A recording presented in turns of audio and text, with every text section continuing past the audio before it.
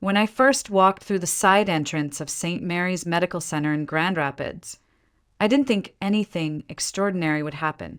I was 23, freshly scrubbed in my intern scrubs, holding my orientation folder like a child clutches their lunchbox on the first day of school. My ID badge still smelled like plastic. I had no idea that within that same building, behind a quiet hallway and a locked door, was a little boy who would alter the entire course of my life. It was the first cold morning of October, the kind that nips at your skin even through a wool coat. I remember thinking how strangely warm the pediatric wing was, almost suffocating in contrast, like they wanted to shelter children from the outside world by cranking the heat and drawing the blinds.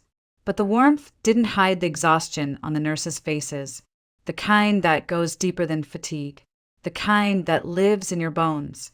I was assigned to Nurse Maggie Connors, the most senior nurse on the floor. Late 50s, gray hair tightly pulled into a bun, no-nonsense tone, clipboard always in hand. She greeted me with a nod that barely passed for acknowledgement and handed me a stack of intake forms. "You'll follow me today. Don't touch anything without asking.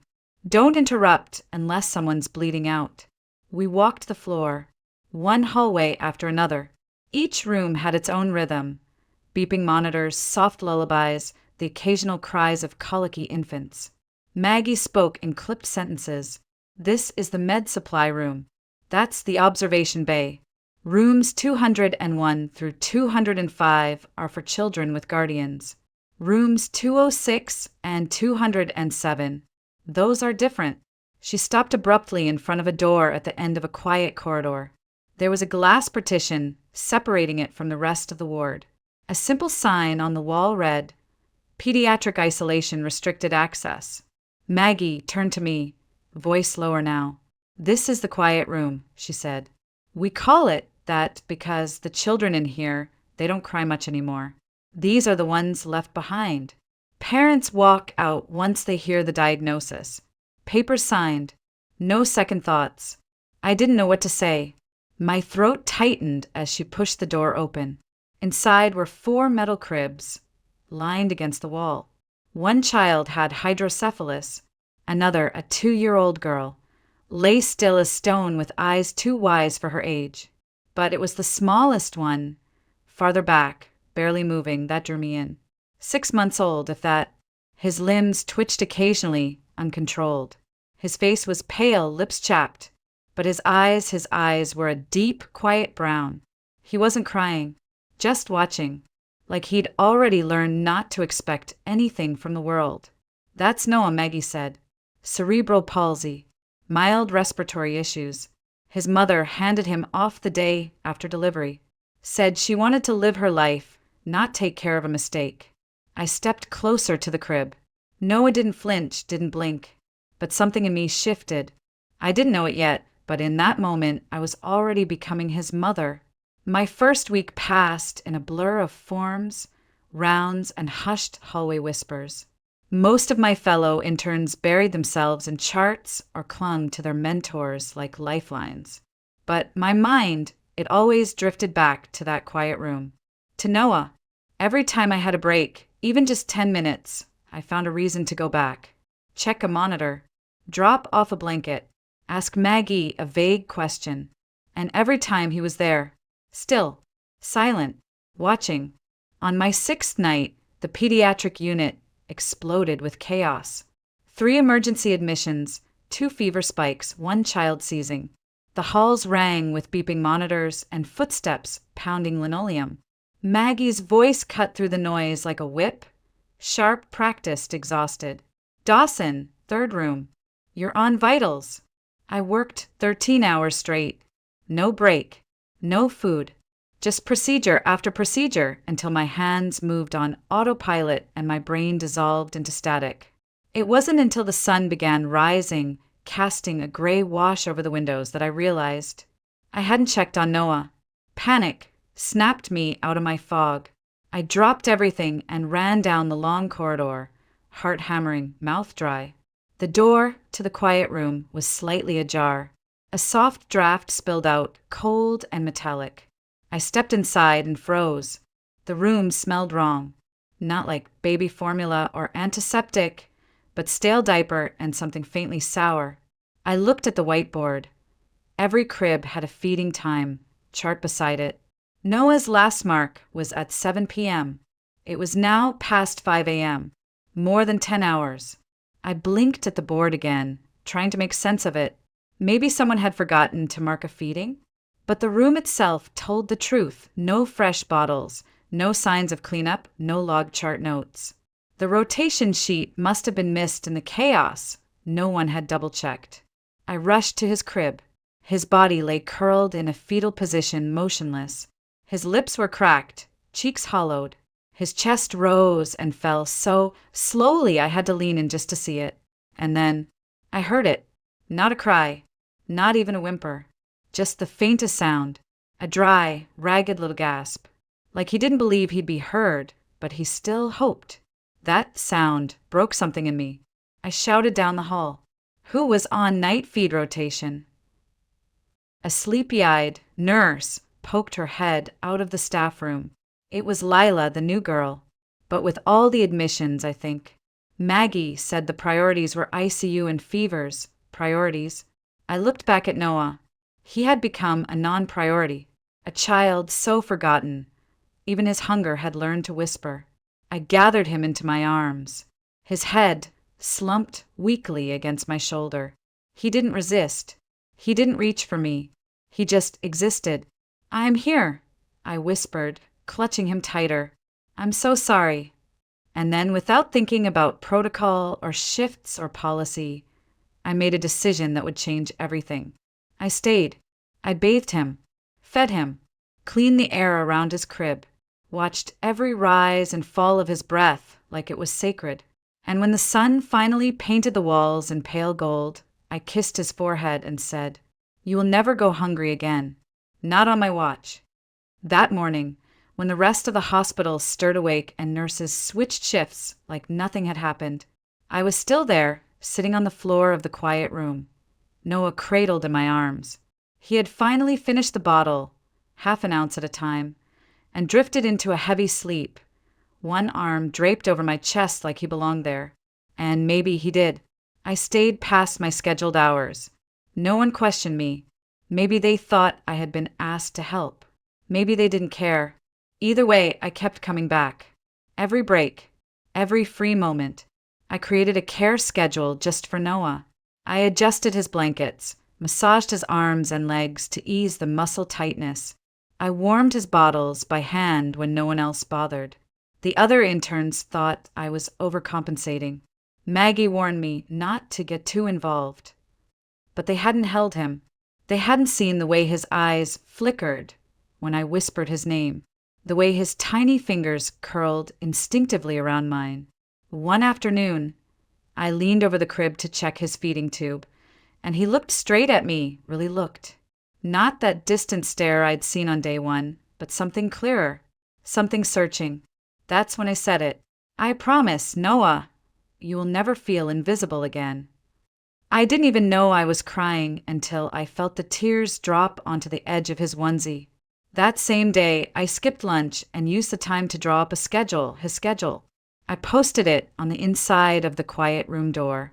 Feeding, diapering, stretching, skin-to-skin time. I included my initials on the times I would be there. A few other nurses started filling in blanks too, maybe out of guilt, maybe out of curiosity. I didn't care why. I just wanted consistency, predictability, care. He deserved that. That evening, I brought in a small plush bunny from the hospital gift shop. I placed it next to his pillow. I don't know if he noticed, but for the first time since I met him, he let out a noise, a soft gurgle. Barely a sound, but it was joy, or something like it. Then came the moment I feared most telling Jason. When I walked into our apartment that night, I still smelled like formula and antiseptic. He barely looked up from his laptop. "You're late," he said flatly. I told him about Noah, about what had happened, about how I couldn't stop thinking of him, how something inside me shifted when I heard that faint cry. Jason leaned back, eyes narrowing. "So now what? Your mother, Teresa." I didn't answer. You can't save them all, Em. That's not your job. No, I said quietly. But he's not them. He's Noah. Jason shook his head, chuckling bitterly. You're getting too attached. I already am, I whispered. And in that silence between us and the things we didn't say, I felt the first crack form in what we used to call love. Jason and I had been together for 3 years. We met in college, survived finals, long-distance internships, and apartment hunting in a city we could barely afford. He was stable, logical, the kind of man who made dinner reservations 3 weeks in advance and color-coded his closet. And for a long time, that's exactly what I thought I needed. But now he couldn't understand why I was disappearing every night into the pediatric wing of a hospital for a child who wasn't mine. You're obsessed, he said one night as I packed clean blankets into a tote bag. This isn't healthy. It's not about me, I replied, not even looking up. He needs someone, Jason. He laughed once, sharp. He's a patient, not your child. I turned toward him then. What if he was? Jason's expression froze. You're not seriously thinking about adopting him. Silence. You are, he whispered, stepping back like I'd slapped him. My God, Emily, you've lost it.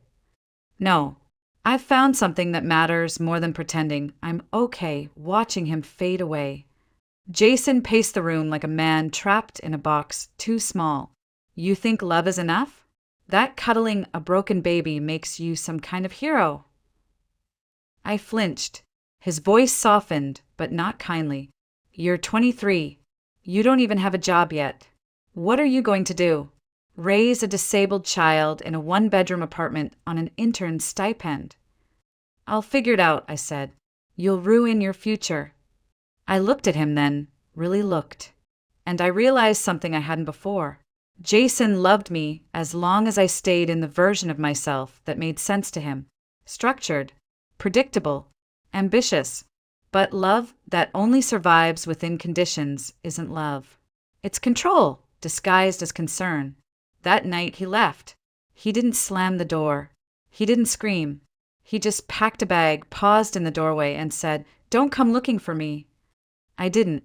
At the hospital, I drowned myself in shifts. I volunteered for every overnight, every double.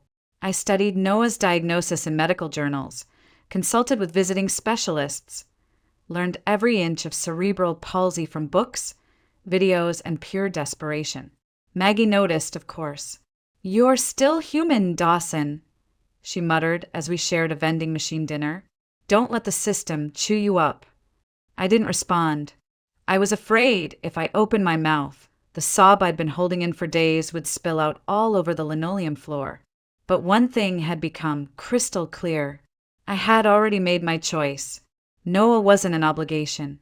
He wasn't a case file or a shift assignment. He was a boy who looked up at me and smiled when I said his name. A boy who finally cried, not because he was in pain, but because he believed someone would come. I had shown up once, and I was going to keep showing up, for as long as he needed me. I filed the first set of paperwork on a Tuesday morning. My hands were shaking as I handed the envelope across the desk to the Department of Family Services. The woman receiving it didn't even look up, just stamped the corner and said, "You'll be notified of the next step." The next step. It felt impossibly far away. Back at the hospital, things moved faster. Noah had been scheduled for transfer to a long-term care facility, what they called state-managed extended pediatric housing, but what we all knew was just a prettier name for being left behind again. Maggie caught me in the hallway when she saw the paperwork sticking out of my backpack. "You really doing this?" she asked, arms folded, eyes sharp. "I am," I said, steady this time. She exhaled through her nose. "You're out of your mind." "I know." She paused, then added quietly, "But that doesn't mean you're wrong." The social worker assigned to Noah's case was polite but skeptical. I was single, young, not yet licensed. I didn't own a home. I didn't have savings. "Emily," she said gently, like trying not to startle a bird, "children with special needs require resources, not just good intentions." I'm not offering good intentions, I said. I'm offering a lifetime. But the system wasn't built for heart. It was built for numbers, forms, boxes to check. I didn't fit the boxes. Then one afternoon, as I was finishing my shift, Dr. William Hargrove, the head of pediatrics, called me into his office. I thought I was in trouble. Instead, he handed me a sealed envelope. My letter of recommendation, he said simply. I spoke to the board myself. Told them, you're already this child's mother, paper or not. I cried in the elevator. Full-on, shoulder-shaking sobs. That same night, Jason called. I stared at his name, blinking on the screen, then answered. I heard, he said flatly. So you're really going through with this? I am. Silence. I hope you know what you're doing. I don't, I said honestly, but I know who I'm doing it for. He scoffed. You're throwing away everything we built. No, I said softly. You just never saw the foundation cracking. He didn't say goodbye, and I didn't cry this time. It felt like closing a book I'd already finished months ago. At the hospital, Noah began to change. His color improved. His neck muscles strengthened. He responded faster when I entered the room. Once, when I picked him up, he leaned his forehead against mine and exhaled this tiny, breathy sound that felt like a sigh of recognition, as if he was saying, you came back again. I whispered back, I'm not going anywhere. I was no longer a visitor in his world. I was his anchor. And even if the court hadn't approved me yet, even if the ink wasn't dry, even if the whole world said I wasn't ready, I already knew the truth. He was my son. The day the court granted me temporary custody of Noah, I left the building with shaking hands and a folded letter in my coat pocket like it was made of gold. It wasn't final. Not yet. But it was enough. Enough to bring him home. Enough to change everything. I moved out of the apartment Jason and I once shared and into a small one-bedroom on the east side of Grand Rapids. It wasn't much, linoleum floors, drafty windows, and a kitchen the size of a hospital closet, but it was ours. I cleared the living room of furniture and turned it into a therapy space. Yoga mats for stretching, blankets, books, toys that made sound and light up when touched. Every object in that apartment had a purpose. Every inch was designed around Noah. The crib was donated. The swing was secondhand. The mobile above his bed was handmade from ribbons and bells tied with trembling fingers at 2 a.m. Every morning began the same. Massage to loosen his limbs. Range of motion stretches. Gentle rocking. Skin-to-skin contact if his breathing allowed. We worked on holding his head, on following objects with his eyes. I sang to him even when my voice cracked, even when I forgot the words. At night, I read aloud from medical textbooks. I memorized milestones and setbacks. I emailed specialists, joined forums, watched parents on YouTube explain how to build sensory boards from cereal boxes and duct tape. I studied like my license depended on it, because it did. But more than that, his life did too. And then one Tuesday, the hospital called. They were referring me to a new pediatric rehab center. Hope Steps Therapy. It was across town, nearly an hour by bus with 2 transfers. But I didn't hesitate. I carried Noah on my chest in a wrap, diaper bag over one shoulder, portable oxygen tank on the other. We made that trip 3 times a week. Rain or sun, exhausted or not. That's where I met him. Dr. Daniel Reyes. He wasn't what I expected. Younger than most, barely 30, with sleeves rolled up and a smile that felt like light through a stained glass window. He greeted me like I was his colleague, not just the single mom with the sick baby. He knelt in front of Noah's stroller and said, "Hey there, champ. Ready to work?" Noah smiled. I'd never seen that smile before. Open, full, like something inside him had cracked open and let the world in. After the session, Daniel turned to me and said, "He's strong and responsive. You're doing more than most parents do in a lifetime." I didn't know what to say. No one had ever spoken to me like that. Not the social workers, not the other doctors, not even Jason. That night, while Noah slept curled against my chest, I stared at the ceiling and whispered, "We're not alone anymore." I didn't know where it would lead. I didn't know if I could even afford to hope. But something had shifted again, and this time I wasn't afraid of it. Daniel didn't just treat Noah's body. He spoke to him with respect, with patience, like Noah understood every word, which in his own way he did. Every week, Daniel introduced something new, a game, a sound experiment, a makeshift tool he built from foam and Velcro to help Noah learn to grip.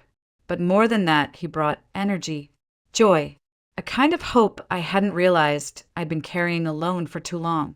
He started coming by our apartment twice a week, saying it helped him tailor Noah's exercises to our environment. I didn't argue. I couldn't. Those visits became the highlight of our routine, not just for Noah, but for me. Daniel never looked at me like I was fragile or foolish. He didn't ask why I'd taken on something so hard. He just showed up. Every time. One evening, after Noah had fallen asleep on the couch, Daniel stayed later than usual. We sat on the floor, backs against the wall, surrounded by scattered toys and folded laundry. "You're doing something extraordinary," he said, eyes fixed on the ceiling. "You know that, right?" "I don't feel extraordinary," I admitted. "Most days, I feel like I'm just surviving." He smiled. "Sometimes that's enough." I turned to face him. "You treat him like he's normal." "He is normal," he said gently. "He just moves through the world differently." That sentence stayed with me. One night, I tried to pay him for all the extra sessions. I had scraped together a little from part-time shifts and freelance chart reviews. I handed him an envelope. He pushed it back. "I'm not doing this for money, Emily." "Then why?" "Because I believe in him, and I believe in you." I didn't know what to say, so I didn't say anything. Just sat there, stunned by how rare, how incredibly rare, it was to be believed in without conditions. It was only a matter of time before the lines between us blurred. Slowly, naturally, without declarations or drama. Just small gestures, shared glances, quiet laughter, his hand brushing mine as he passed me a toy. The first time he kissed me, it was almost shy, barely more than a question. But the way I answered him left no doubt. For the first time in what felt like years, I allowed myself to feel something for me. Not for Noah, not for survival, but for love. Real love. Of course, real love never comes without real consequences. When Daniel told his parents about me, about Noah, the reaction wasn't what either of us hoped for. "You're wasting your life," his mother had said. "You're choosing someone else's burden." "They're not a burden," he replied. "They're my family." I wasn't there for that conversation, but I felt the weight of it every time he came home with a heavier silence. So I made the hardest decision I'd made since walking into that hospital. I stepped back. I didn't tell Daniel face to face. I wrote a message. Short, careful, final. "I think we need space. I don't want to come between you and your family." Then I turned off my phone and sat on the kitchen floor with Noah in my arms, waiting for the ache in my chest to dull. It didn't. Not that night. Not the next. But I survived. I always had. The days returned to their rhythm. Therapy, feedings, appointments. I kept things moving. I told myself I had done the right thing. That protecting him, protecting us, was more important than chasing something that maybe was never ours to begin with. Then, one night, when the sky was pouring and Noah was finally asleep, someone knocked. I opened the door to find Daniel, soaked to the bone, chest heaving, eyes unreadable. "I'm not leaving," he said, stepping into the apartment without waiting for permission. "Not again. Not until you hear me out." I stood frozen. "My parents don't get a vote," he continued. "They come from a different world. One where tradition is everything and shame is louder than truth. But I'm not them. I'm not going to live my life hiding from what I want." He stepped closer, his voice low now. "I want you. And I want him." I wanted to argue, to list all the reasons it would be hard, messy, impossible, but I couldn't. Because the truth was I wanted him to. Not as a lifeline, not as a savior, but as someone who saw Noah the way I did and stayed anyway. I let him hold me. Let the rain soak through the open window. Let the fear drain out of me like water in a cracked basin. We got married in a tiny courthouse ceremony 2 months later. No white dress, no band, just a borrowed suit, a bouquet of daisies, and a toddler in a bow tie who insisted on trying to eat the rings. Noah walked down the aisle, 3 careful steps in his little walker, clutching the box like it was treasure. Everyone cried, even Maggie. She was the one who handed me a letter afterward, folded carefully in her palm. Inside was a drawing Noah had made during his last visit to the hospital. A stick figure with curly hair holding hands with a tiny blob labeled me. Daniel filed for official adoption papers that same week.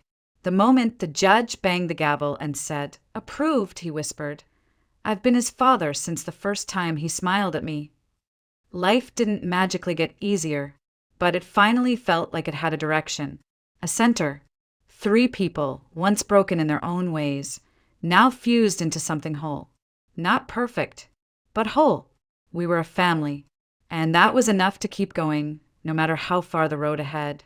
Sometimes I still catch myself staring at him, this tall, broad-shouldered young man who used to fit inside the crook of my elbow. His voice has changed, deeper now, warm like his father's.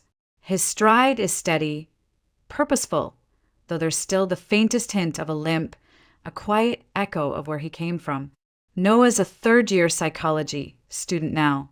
He works part-time as a counselor's assistant at the very same pediatric center where he learned to walk. He has his father's curiosity and my stubborn streak. He makes terrible coffee but remembers everyone's birthday. And when he laughs, it still lights up a room. One Sunday evening, we were setting the table for dinner when he cleared his throat and said, "Mom, there's something I need to tell you." He still calls me that, Mom, like it's the most natural thing in the world, like it's always been mine. I looked up from the plates. He was holding hands with a young woman, petite with short hair and bright, kind eyes. Her name was Nadia. She'd been volunteering at the therapy center for 2 years, working with nonverbal children. The way she looked at him made something in my chest go soft. "We're expecting," he said, voice trembling just enough to give him away. I froze. Nadia squeezed his hand. "You're going to be a grandmother." My knees nearly buckled. I sat down, covered my mouth, and laughed through the tears. Daniel clapped him on the back while pretending not to wipe his own eyes. "And there's more," Noah added. Nadia reached into her purse and pulled out a folded brochure. "We're starting a foundation," she said, "for children with cerebral palsy, for the ones who don't have voices yet, or someone to fight for them." Noah smiled. "We're naming it after your story. Quiet Love." The words didn't come easily. I wanted to say so much, that I was proud, that I was overwhelmed, that I couldn't believe how far we'd come. But all I managed was a whisper. "Thank you." Later that night, after the dishes were cleared and they'd gone home, I sat in my office flipping through old files. And there he was, baby Noah, 6 months old, eyes too big for his face, curled up in a hospital crib with a feeding chart, untouched for 10 hours. I traced the photo with my finger, not out of sadness, but gratitude. He had given me everything, and somehow I had helped give him the world. One small choice, one night, one forgotten child in a quiet room, and now a legacy. I stood by the window, staring into the night. Somewhere across town, my son was holding the next generation in his hands, and I knew, no matter what came next, we had already done something that mattered. Our porch has become the heart of the home. Daniel built it the summer after Noah learned to walk unassisted. Wide planks, rocking chairs, soft lights strung overhead. It faces the garden where we planted apple trees the year we married. Now, every season they bloom with a quiet kind of pride. Tonight, the porch is full. Daniel is sitting with Halim and Farida, his parents, who finally accepted our family not because we changed, but because time softened what pride hardened. Nadia's laughing with Noah over something on his phone. She's carrying their child now, almost 5 months along. Her hand keeps resting over the bump, like a promise she's already keeping. I sit back and watch. The scene feels surreal, but real in every way that counts.